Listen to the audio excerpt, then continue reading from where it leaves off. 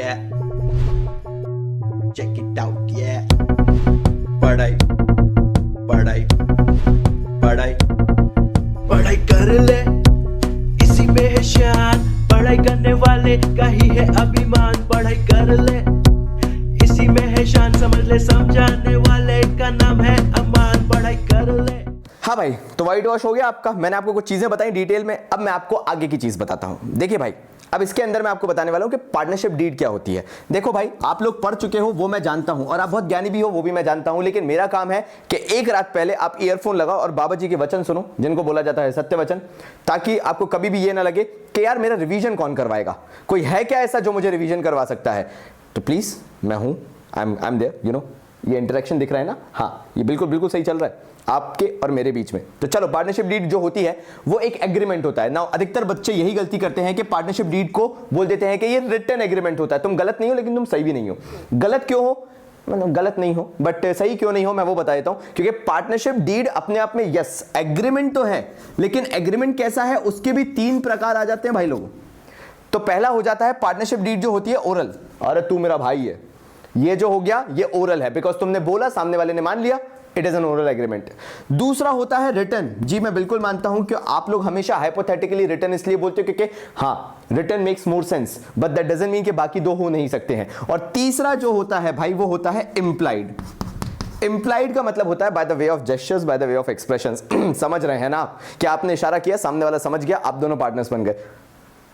मैंने ये पढ़ाई के सेंस में बोला था।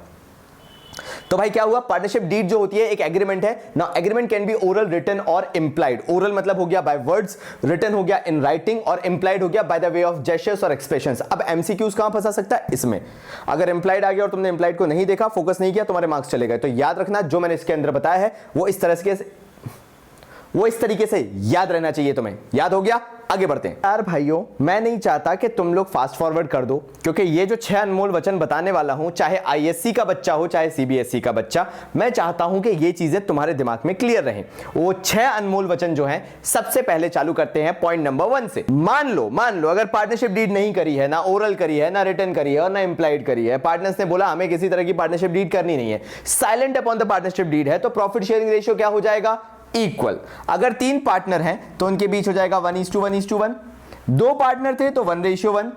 अगर 4 पार्टनर थे तो 1:1:1:1 कर देंगे भाई, है ना? समझ में आ गया? मतलब अगर पार्टनरशिप डीड साइलेंट है, क्वेश्चन में कुछ भी नहीं दिया हुआ, ABR पार्टनर्स, पार्टनरशिप डीड है ही नहीं, कुछ भी नहीं दिया, तो मान लेंगे क्या कि प्रॉफिट शेयरिंग रेशियो इक्वल होगा। सबको जो मिलेगा एक जैसा मिलेगा, कोई भी डिफरेंस नहीं होगा। डजंट मैटर किसी ने 10 लाख की कैपिटल लगाई हो, किसी ने 5 लाख की, दोनों को प्रॉफिट बराबर मिलेगा। पॉइंट नंबर 2, इसके अंदर जो दूसरा अनमोल वचन है वो ये आता है कि मान लीजिए आपने बोला भाई मैं पार्टनर हूं और मैंने कैपिटल ज्यादा लगाई है, मतलब मैं 20 लाख लगा के बैठा हूं, तुमने सिर्फ 2 लाख रुपए लगाए हैं, लेकिन क्योंकि मैंने 20 लाख लगाए हैं तो मुझे इंटरेस्ट ऑन कैपिटल चाहिए। मैं पूछूंगा भाई एक बात बता, अपने बीच अभी तक कोई पार्टनरशिप डीड हुई इस चीज को लेकर? वो बोलेगा नहीं भाई मेरे पास तो कोई भी पार्टनरशिप डीड जैसा नहीं रखा। तो मैं बोलूंगा भाई जब तक पार्टनरशिप डीड नहीं है, इंटरेस्ट ऑन कैपिटल नहीं मिलेगा। सो अगेन एक लेसन लर्न करने को मिलता है, in the absence of partnership deed no interest on capital will be allowed. ये भी याद हो गया। 3rd पॉइंट पे आते हैं, इंटरेस्ट ऑन ड्राइंग्स। अगर आप पार्टनरशिप फॉर्म से पैसा निकाल के घर पे लेकर जाते हो तो क्या आपको उस पे कोई इंटरेस्ट मिलना चाहिए? अब यार ये तो उल्टी बात हो गई भाई, इंटरेस्ट मिलेगा थोड़ा ना। अगर आप पैसा घर से निकाल के मतलब घर पे लेके जा रहे हो, यार सोच के देखो ना कि अगर आपने पैसा निकाला पार्टनरशिप फर्म से और घर लेके चले गए, तो आपको कोई इंटरेस्ट थोड़ा ना देगा कि अच्छा पैसा निकाल के लेके जा रहा, इंटरेस्ट भी लेके जा। नहीं, अगर सामने वाला कोई पार्टनर पार्टनरशिप फर्म से पैसा इन द फॉर्म ऑफ ड्रॉइंग्स निकाल के लेके जाता है तो क्या उसको इंटरेस्ट देना पड़ेगा? Whether that drawings will be chargeable on the basis of interest? No in case of absence of partnership deed. अगर पार्टनरशिप डीड नहीं है तो सामने वाले को कोई भी इंटरेस्ट ऑन ड्रॉइंग्स नहीं देना पड़ेगा, मतलब वो फ्री हो जाएगा। घर जाके जितना पैसा निकालना है पार्टनरशिप फर्म से निकाल के ले जाओ, कोई इंटरेस्ट नहीं उस पर चार्ज होगा, क्योंकि पार्टनरशिप डीड साइलेंट है यहां पे। हाँ, पार्टनरशिप डीड में मेंशन कर दिया जाए बिल्कुल नहीं है तो कोई इंटरेस्ट ऑन ड्राइंग्स चार्ज नहीं होगा।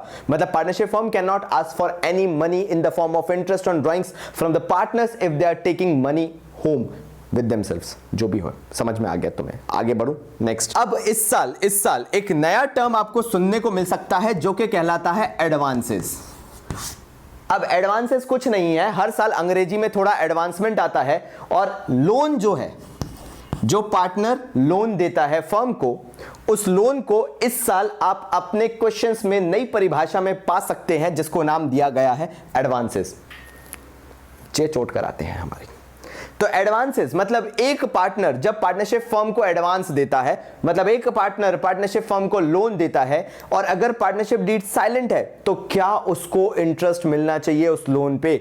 जी हां, अगर पार्टनरशिप डीड एब्सेंट भी है तो एट द रेट 6%, ध्यान दीजिएगा इसके आगे का, पर एनम उसको इंटरेस्ट मिलेगा in the absence of partnership deed. अगर पार्टनरशिप डीड एब्सेंट है तो उसको एटलीस्ट एट मिनिमम ऑफ 6% का इंटरेस्ट उसने जो लोन दिया है, उसने जो एडवांसेस दिए हैं पार्टनरशिप फर्म को, उस पे मिलेंगे ही, चाहे कुछ भी हो जाए। अब बात आती है सैलरी और कमीशन की। यानी अगर मैं एज अ पार्टनर काम कर रहा हूं, मतलब ये मैं अपने 5वें अध्याय पे आ चुका हूं 6 अनमोल वचन में से। एक मिनट, हाँ भाई, तो 6 अनमोल वचन में से मैं आपको 5 तो मतलब 4 तो बता चुका हूं, 5वें पे मैं आ चुका हूं। और उसमें ये पूछा गया, ध्यान दीजिएगा मेरी बात का, बड़े ध्यान से सुनिएगा, कि अगर एक पार्टनर अपनी श्रद्धा से कोई काम करता है तो क्या उसको सैलरी या कमीशन मिलनी चाहिए?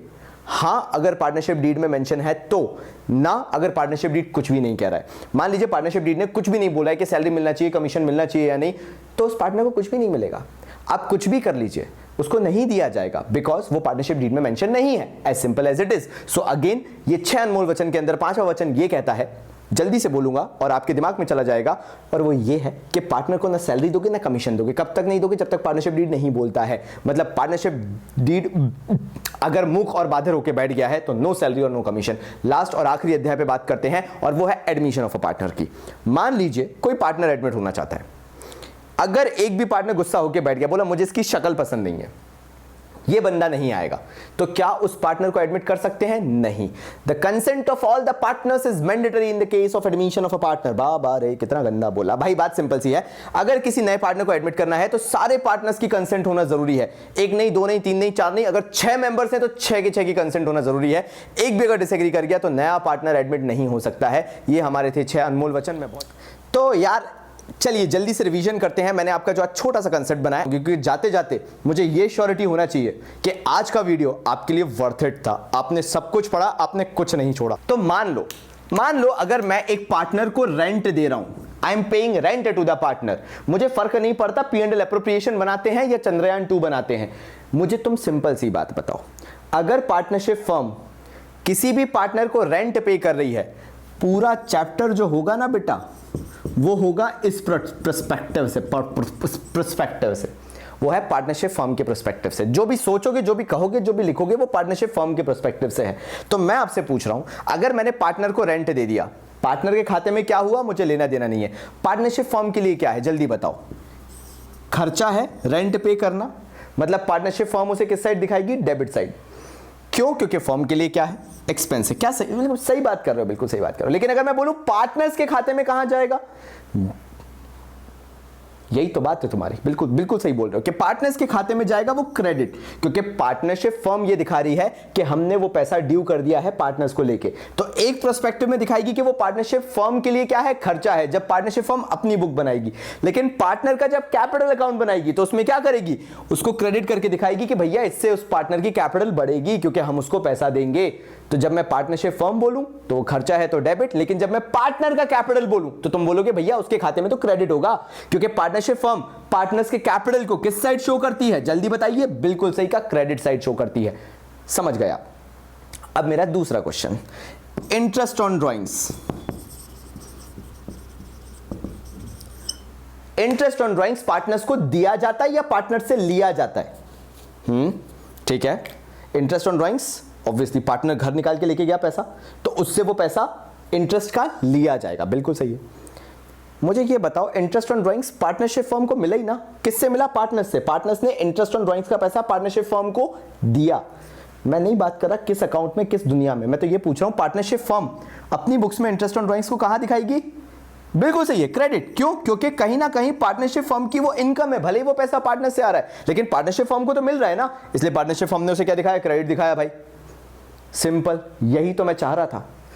नेक्स्ट चीज मैं आपसे पूछ रहा हूं भाई, इंटरेस्ट ऑन लोन। एक पार्टनर से हमने लोन ले रखा है, या इंटरेस्ट ऑन आज साल का नया टर्म एडवांसेस जो अभी कहलाने लगा है। तो यार इंटरेस्ट ऑन एडवांसेस, अगर आपने पार्टनर से पैसा लेकर रखा हुआ है और आप उस पे पार्टनर को इंटरेस्ट पे कर रहे हो, तो एज अ पार्टनरशिप फर्म आपके लिए क्या हुआ?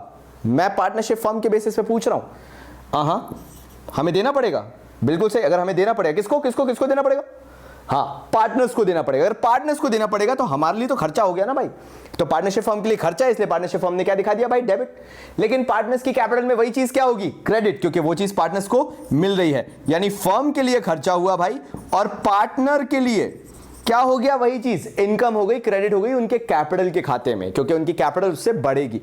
बस यही चीज। और आखिरी चीज मैं पूछ के बिल्कुल टाटा बाय बाय खेलूंगा, क्योंकि मैं नहीं चाहता कि मैं तुम्हारा ज्यादा टाइम वेस्ट करूं। मैं तो यहां आया हूं सिर्फ तुम्हारे सत्य वचन लेकर, जहां पे तुम और मैं मिलकर अपने कंसेप्ट्स क्लियर करेंगे। थोड़ा थोड़ा डोज डेली का देंगे, मतलब जब जब वीडियोस आएंगे तब तक देंगे भाई। तो जल्दी से मुझे बताओ, मेरा लास्ट क्वेश्चन तुमसे ये है, मान लो मैं as a partnership firm partners को सैलरी देना चाहता हूं, पार्टनर्स को कमीशन देना चाहता हूं, तो बताओ यार मैं क्या करूं? सैलरी और कमीशन अगर पार्टनर्स के हाथ में पकड़ानी है तो पार्टनरशिप फर्म्स की बुक्स में वो क्या होगा? इनकम है या खर्चा है? वो चीज आपके लिए खर्चा है एज अ पार्टनरशिप फर्म, क्योंकि आप वो पैसा सैलरी और कमीशन पार्टनर को दे रहे हो। लेकिन लेकिन लेकिन लास्ट में पार्टनर्स की कैपिटल अकाउंट में सैलरी और कमीशन जो पार्टनर्स को दिया वो कहां आएगा? बिल्कुल सही, क्रेडिट साइड आएगा। क्यों? क्योंकि वो पैसा पार्टनर्स को मिल रहा है। तो यहीं पे हम सत्य वचन खत्म करते हैं, और आपको समझ में आ गया होगा पहले ही वीडियो से कि हमें मालूम है कि आपको किस तरह की जरूरतें हैं। ये वो टाइम है जब आप अपने कंसेप्ट्स 100% स्ट्रॉन्ग कर लो, और इसके लिए हम हमेशा आपके लिए खड़े हुए हैं। तो मिलते हैं अगले वीडियो में, तब तक भाई अच्छे से तैयारी करते रहिए, कंसेप्ट्स ऐसे ही स्ट्रॉन्ग करते रहिए, भले ही थोड़े थोड़े, लेकिन याद रखिएगा थोड़े थोड़े सी घड़ा भरता है भाई। तो ऐसे ही प्रिपरेशन करते रहिए, बाबा जी हमेशा आपके साथ हैं। तब तक के लिए बाबा जी की तरफ से धन्यवाद। Yeah, I'm a rapper in the house. Yeah.